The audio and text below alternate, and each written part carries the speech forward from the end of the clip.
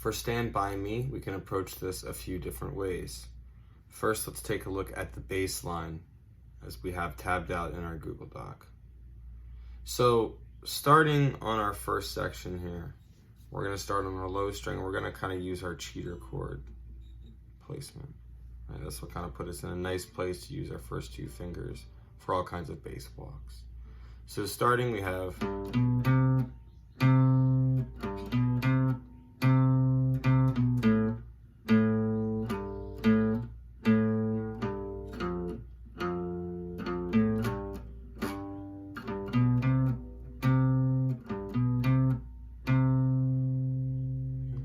that's playing it in C major here, where we have our first chord, we're walking into this chord. So we're kind of playing it in the position of G major here with our hand like this. And that's why that first fret here, right, our F note on that first string, starting at the second line, right, that's a little bit awkward there to get ourselves back in position. Right, so just make sure you're getting that second finger down here into position where it would be. Or you can just kind of find your way. A little awkward there. So we can also use it to practice in our chords. And so the way we would hold these chords is like a C like this, right? So first let's take a look at still the bass line, but within these chords. So we're looking at, rather than using our first two fingers like before, now we're using our middle two fingers. Okay, so we'd have something like this.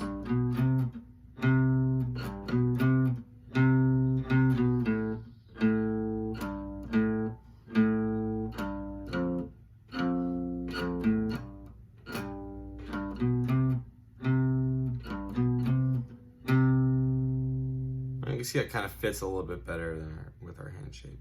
Either or, it doesn't really matter which one we use, but when we use our chords, obviously this shape will be a little bit easier for us because we have some new chords to go over, being the A minor and the F. And here they are. So with our C chord like this, we'll go over it a little bit later in our lesson as well.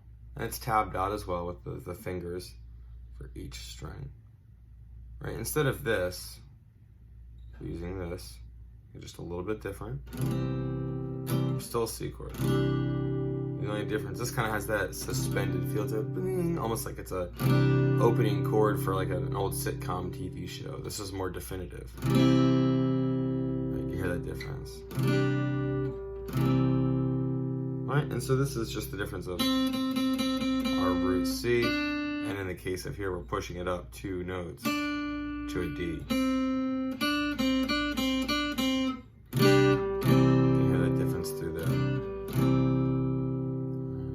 So with our open C like this, much more natural. You can use that the same, but just for this open one, we want to go to an A minor. All we have to do is tuck this middle finger in, or third finger in between. Now it becomes the finger in between the other two, our middle one. Just like that. This open string in between these two fingers, that's where our target is. It's going from our root to in between. Same rules apply. The only one we don't want to strum is this thickest string. You can see that we have an open second string in the A minor chord. With the F, let's go back to our C chord for our transition.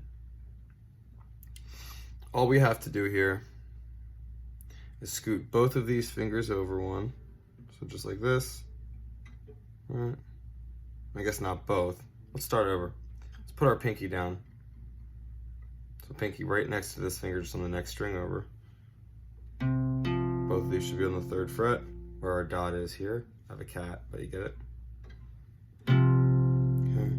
And this finger that was here on the C, that's just the one that scoots down just 1 fret, or 1 string, same fret. So 2nd fret. See it in there moving. So now that was an open string, now it's the 2nd. That gives us our F. The more difficult version of an F is to bar the entire thing here, or even to bar our last 3 strings. But this will do for now. You can even use this thumb here to mute if you want. This open string. So if we put those together,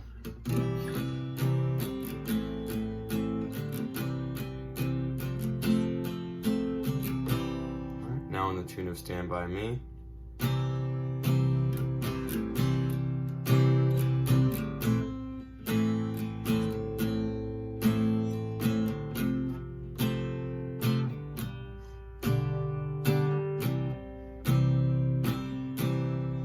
Later we'll add the bass lines in there.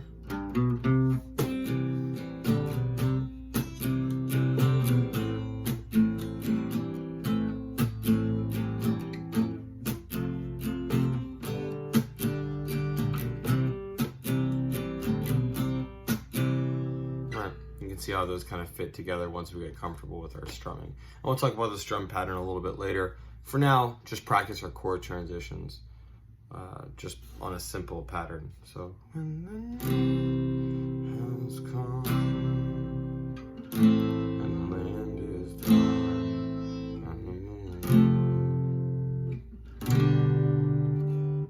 moon. Just nice and simple. And I know I did the bar here. Keep it more simple for the F.